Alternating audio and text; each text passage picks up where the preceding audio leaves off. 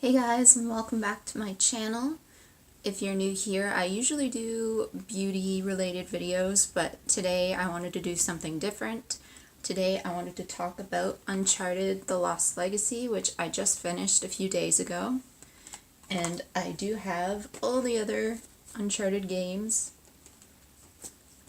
And this is sort of an informal review slash discussion on the game, because I do have a lot of thoughts on the game. Some good, some bad, some in between. And I took notes because that's the type of person I am. So I'm going to be reading a little bit off of there just to, keep myself focused so I don't jump around too much. So let's start kind of with the basics. This was $45 Canadian for me. That included an E3 bonus discount. That was about 15% off, so ordinarily it would probably be more like $50 Canadian. And that came with a Jak and Daxter pre-order code, which is really cool. If you like Jak and Daxter. It is 50 gigabytes of space, not including patches, of course, to improve the game. It's rated T, as all of them are, for blood, language, use of alcohol, use of tobacco, and violence. Pretty standard for this series.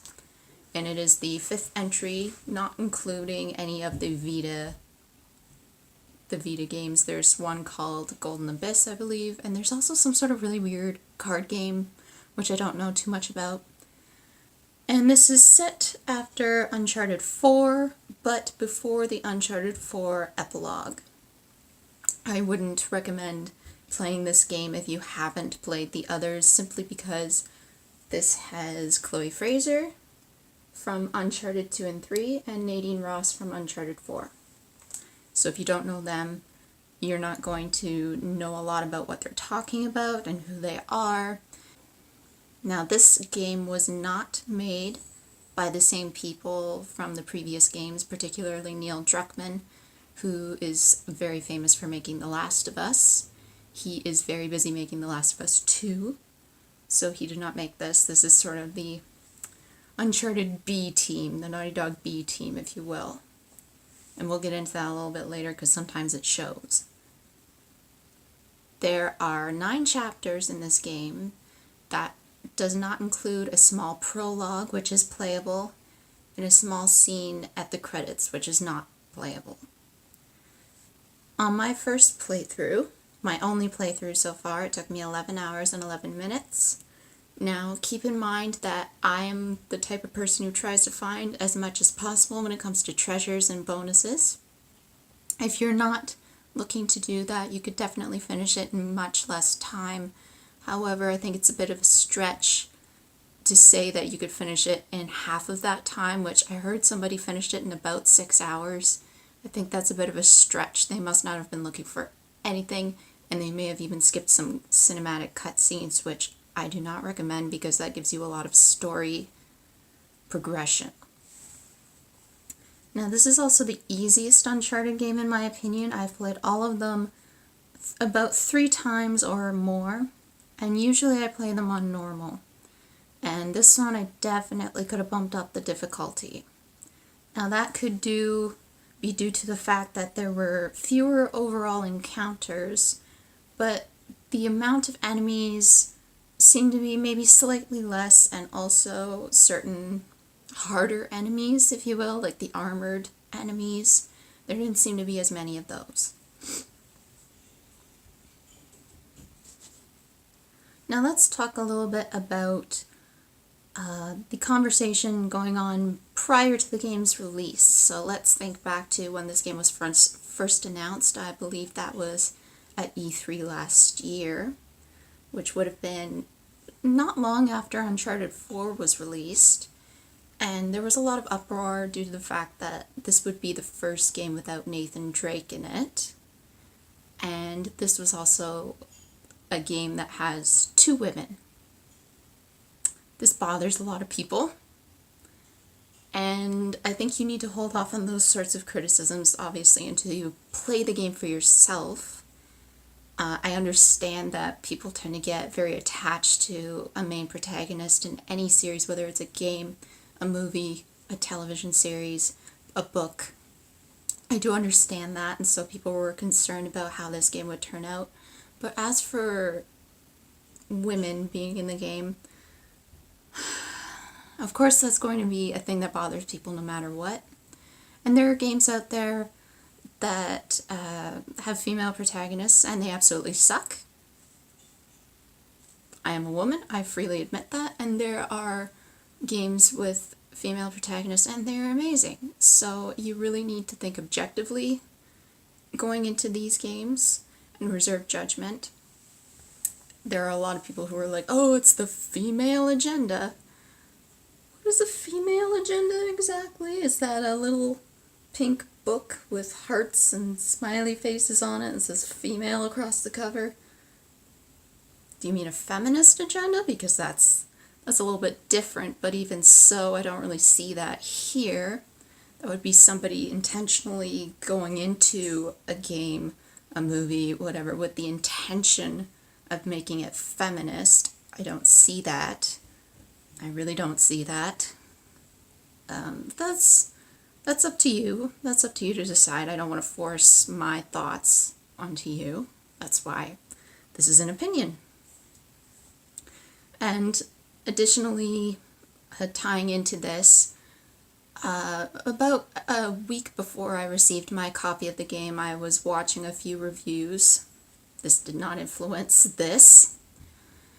And they were by men, and they were very biased. So I wouldn't even call them reviews, really. What they were talking about was how bored they were with the gameplay, how repetitive it was. And it's like, really? You're 5, technically, if you want to count the Vita game, 6 games into the series, and you're only now finding it boring and repetitive. And not only that, but you're calling it unrealistic? Well, all of the Uncharted games are unrealistic. Do you think Nathan Drake could have fallen down off of all those cliffs and survived? Do you think he could have taken that many gunshots and survived? Nope. But this game is unrealistic and boring because it has women in it.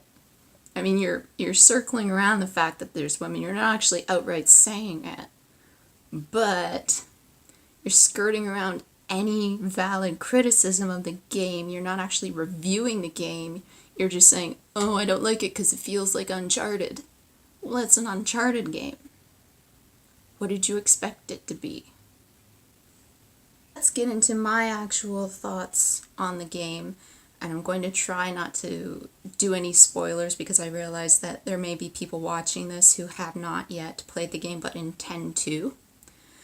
So let's start with the pros. This game is gorgeous, absolutely gorgeous, as one would expect from a Naughty Dog game, but I mean, having played Uncharted 4 not that long ago, that would have been my 3rd playthrough. I played it twice in quick succession when it first came out, and then I played it maybe about 2 months ago. This might be even prettier than that, and that is freaking beautiful. It's beautiful. So there are just, like, apart from, granted, the prettiest foliage you'll probably see before, like, actually short of going outside and seeing it up close for yourself. And it might even be prettier than that because I'm looking out the window right now. This grass is freaking dry, and I'm guessing that these trees are gonna shrivel up and get rid of their leaves any day now. So yeah, that's gorgeous, of course. Plants, flora, fauna, beautiful. But they have these sweeping cinematic shots of these like Indian goddess and god statues because this game takes place in India in case you didn't know. So like Shiva and Ganesh, and so when you're walking up the steps, stone steps to these different places, these different fortresses, and you're just like, holy cow. And I found myself in photo mode a lot, just taking screenshots, which is not something I typically do in games. And I actually have a personalized background on my PS4 right now, which is one of the screenshots that I took because it was just that pretty. I was in awe. You'll probably find yourself much like me, just pausing and staring at the environments going, wow, they did that. Naughty Dog did that. And let's get on to the dynamic. These two ladies. I love them. I love them. I already knew I liked Chloe. I mean, you're gonna miss this ass. You are. And I did. I was wondering where she was in Uncharted 4. I mean, we didn't see her, but there was a letter in Nathan Drake's attic from her. And that was really all we got. And so to see her again in a game was really nice. It was really nice. And then for Nadine, I mean, I thought that she was an okay character in Uncharted 4, but she didn't feel quite like a real person. She wasn't quite fleshed out enough, and I think that they've done a really good job here for both of them, fleshing them out, giving them great backstories and more information on them as people, but also giving them great contrast with each other because they are very different, but they work well together. Nadine being this trained mercenary with Shoreline that she was with for so many years and having that taken away from her, which you'll know if you played Uncharted 4. And then Chloe, of course, being kind of like this female Nathan Drake in the way that she's so quick-witted and sarcastic, and the way that she approaches fights in such a different way than Nadine. They work off of each other really well, and they trade verbal barbs in a way that's really interesting and funny. Like, you wouldn't think Nadine is funny, but she is. Possibly one of the most useful AI characters that I've played with in recent years. So comparing it to Uncharted 4, where you're with Sam, Elena, Sully, she's more useful than any of them. So you'll be like going around in combat and she's on top of things. I don't know if they did that intentionally as part of her mercenary background or if it's just the difficulty level I was playing on, but even so, I played on the same difficulty level all through these games, and she's still the most useful AI. And even comparing it to The Last of Us, even more so than, say, Ellie, she's great. And then, I won't say who it is, but there's a second AI companion later in the game who is not nearly as useful as Nadine is. And again, I'm not quite sure if they did that on purpose as part of the character, or if they just kind of messed up there a little bit in terms of game design, because there were moments where you could see this person kind of following around and stalking the enemies the way Nadine would, but then not doing anything. So that I'm not quite sure about. But this game has great puzzles. That's also been one of my favorite things throughout the whole series, is that the puzzles have always been so great, very challenging. Or, well, some of them are challenging, but you know, they get you thinking. They kind of break up the adventure and combat of the rest of the game and give you something else to do. And this has probably the most puzzles in any Uncharted game, but also some of the best puzzles. So I really enjoyed that, especially because you get to do a lot of optional things in the 4th chapter, and so some of the optional puzzles in there are actually quite cool. And you even get rewarded if you do all of the optional things in there, that's nice. I appreciate that as a gamer. I always appreciate getting that little reward for, you know, sticking it out and going this way and that way and getting all the things.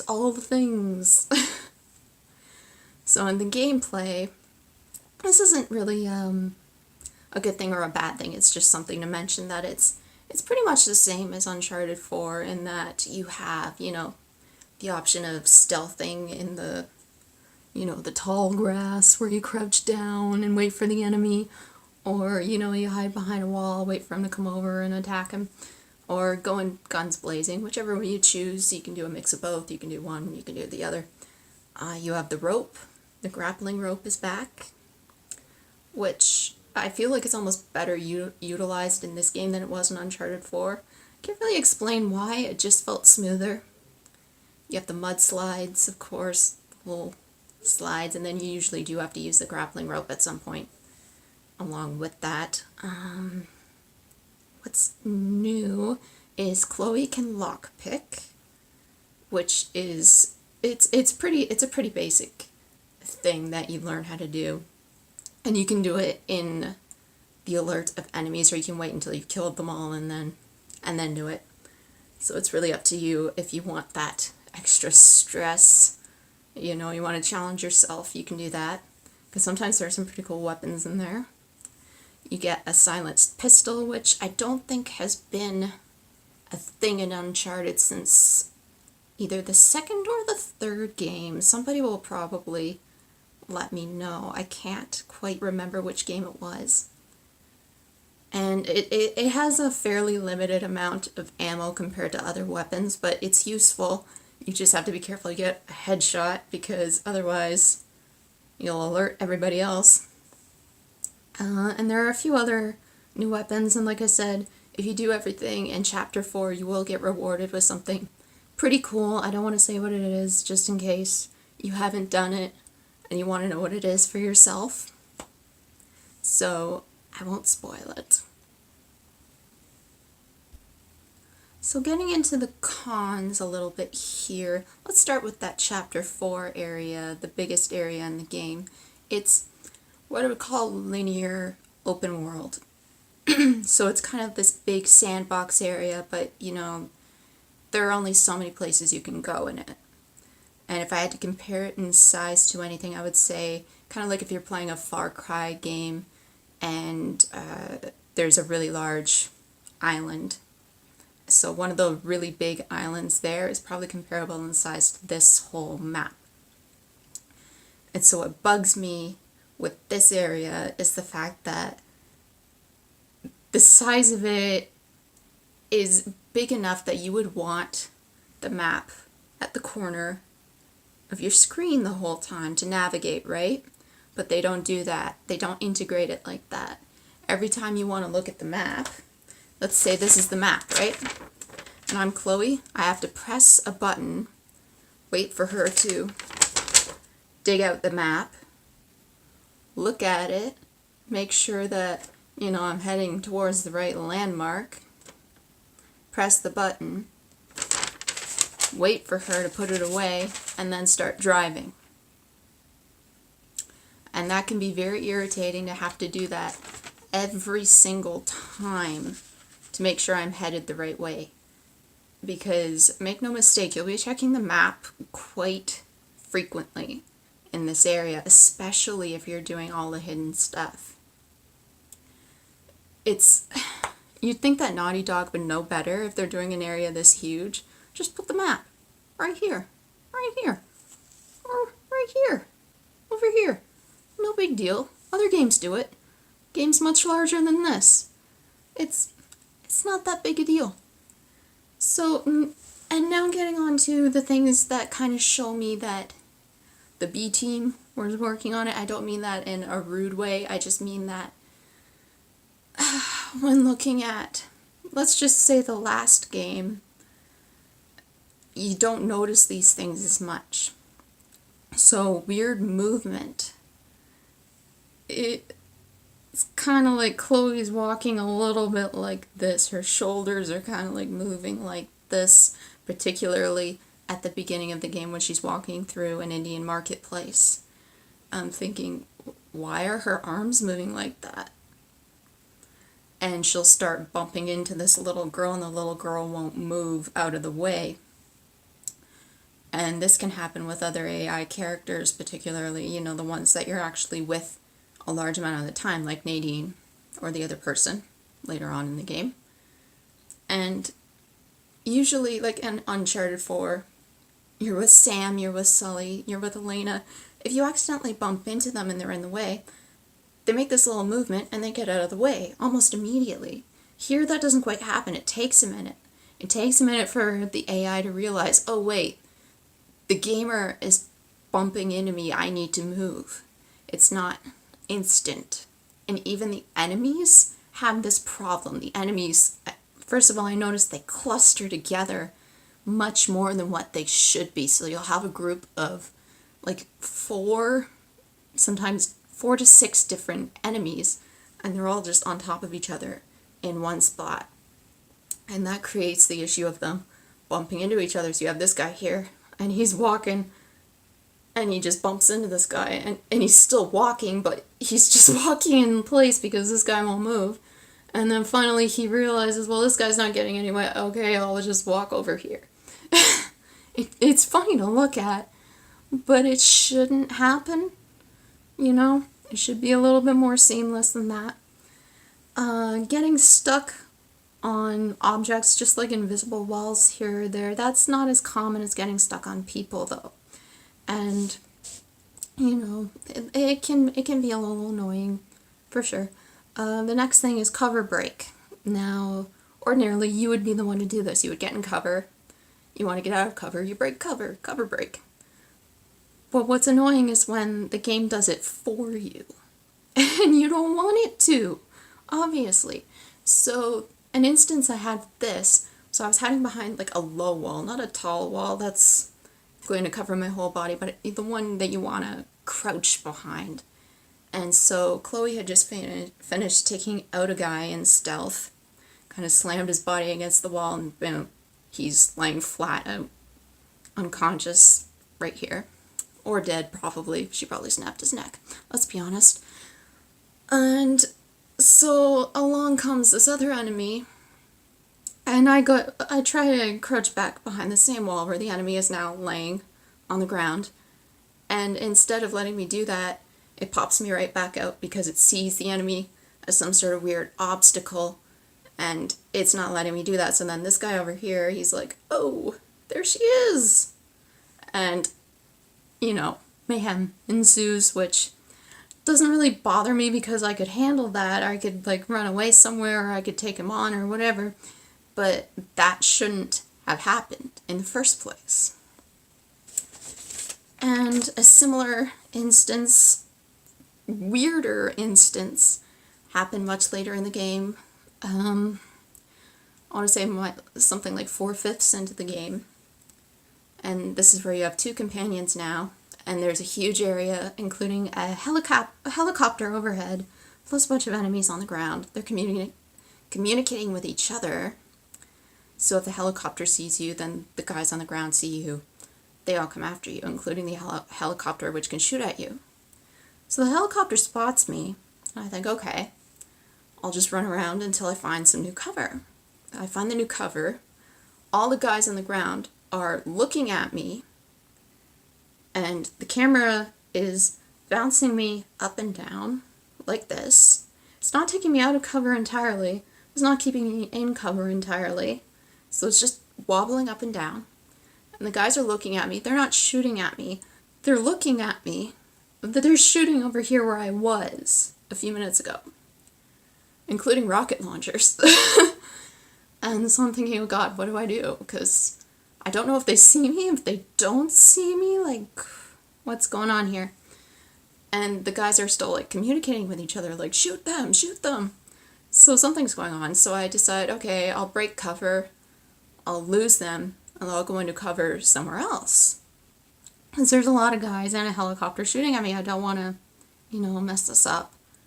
So I break cover, go somewhere else, and get back into cover. They immediately spot me, even though none of them are in range of view. They can't possibly see me. And this happens several more times no matter where I go. And so that must have been like a really weird glitch that they had locked onto me even though I wasn't in their field of view. And I caught this on video. It was weird. Unclear paths. So, example of this, if you're doing like a rooftop chase sequence, and you know how they usually block off certain paths, and then you're like, oh yeah, I go here, I go here, I go here, people are shooting at me, but it's no big deal, I go over there, I go over there, I'm good. Because they're like structured sequences, scripted. You're meant to go a certain way. They made it very unclear as to which area you're supposed to jump to, so I see a rooftop and it's within distance. I jump to it and I fall. Even though I was clearly on the way to making it there, I'm dead. And this happens a few times. And also placing handholds in areas where you can't see them because they're in very poor lighting. One area is in chapter 4 where I was trying to find treasure. I vault over a pretty tall wall. It's easy to get through from the outside. From the inside, I realized, is there a way out of here? I can't see one. They had put all the handholds out in the shadows. So they were invisible to me, and I couldn't see them until I had jumped everywhere I possibly could. And that's kind of poor design. But I mean it's a little thing to complain about when it doesn't happen that often, but it's still something to note. It's still something to note. I had a weird glitch involving a waterfall. I went back behind the waterfall. You always want to check behind the waterfalls for treasure. I mean, come on. So I did that. There was nothing there. I came back out and I couldn't move. I could take one step. Then I'd have to change the camera angle. I could take one step in that direction, change the camera angle one step in that direction. And that was weird, but they seem to have fixed that. I tried it the other day. It's fine now. So it was like a one-time thing. The ending is a little bit abrupt. It's not a terrible ending at all. It's a fine ending, but it is just slightly abrupt compared to all the mayhem that had happened just before that. It's kind of like, oh, it's over. Okay. Okay. Now at this point you're probably wondering, Liana, you didn't mention the villain. That's true, I didn't. I'm trying to think of a way to talk about him without spoiling anything and without making anybody in the gaming community angry. Or any community angry, really. First of all, I do think Uncharted overall has a little bit of a villain problem, which I could talk about in another video if you really want me to. I could go a little bit more in depth with that. But let's talk about the villain a little bit. His name is Asav. He is Indian. And I think that they missed a little bit of an opportunity making the villain female here, because they have two female protagonists. Why not have a female antagonist? The only other one that they've had is Marlowe, Catherine Marlowe, in Uncharted 3, and she was a bit shit, to be honest. She was like a weird, I would call her a Bond villain, like, and not a good Bond villain. Like they could do better Bond villain. But anyway, that's besides the point. Asav and Nadine have met each other before, but when you meet him in the game for the first time, that's the first time that Chloe has ever met him. And I would describe him as very unassuming. If you've seen a photo of him, you can kind of tell what I mean by that. He looks pretty normal, you know? Like, he has glasses, he's fairly normal in stature, he kind of just looks almost like a teacher or something. He has very professorial vibe about him. And you do find out that he was training to be a doctor, or he was a doctor, or something like that. So he's got the intelligence there, and you don't get the impression that he's crazy like some of the other villains in the series. You don't get that impression. You get the impression that he is incredibly smart, that he knows what he's doing, and he knows what he wants. He's thought all of this through. And so that's what bugs me about this, I guess, is that I feel like he lacks a lot of direction. They didn't, like, they had him on one path, and then all of a sudden they took him on this other path. So, okay, I'm gonna get a little bit spoilery here. So his main goal is to take down the Indian bloodline, the royal bloodline. They give no reason for this. They really don't. Other than that, Asaf believes that he himself has pure blood and that everybody else is really lesser than him. And so he has just this, like, complex, I guess. Like, kind of like a god complex. But again, as somebody so smart and who is training to be a doctor, why is this? They don't explain that. Why did he veer off in that path in life? They don't explain that. Why is he selling off his country's greatest treasures to fund terror causes? Like, it just seems off somehow. He is a little bit problematic as a villain, as so many of the other villains in this series are. And I feel like if they had taken what they had of him as a character at the beginning and just really focused and, you know, kept the character on a clear path from one end to the other, it would have been so much more interesting than just having him become this crazy guy. Because he loses his freaking mind at the end, and it just seems wrong with what we know about him. Or then again, is it wrong? Because they don't explain him very well. And that's a problem. And yeah, so that's a problem. So I would put him a little bit in the con list. I don't think he's a terrible villain. As far as villains go in the Uncharted series, he's somewhere near the top. But I do think that they had a few missteps. So those are my thoughts on the game. If you have any more questions, let me know. I can try and answer them for you. And if you want me to do a villain video, I will. I'm more than happy to. I'm very familiar with the series. So that's no problem. Otherwise, I hope you enjoyed the video. And I'll see you soon.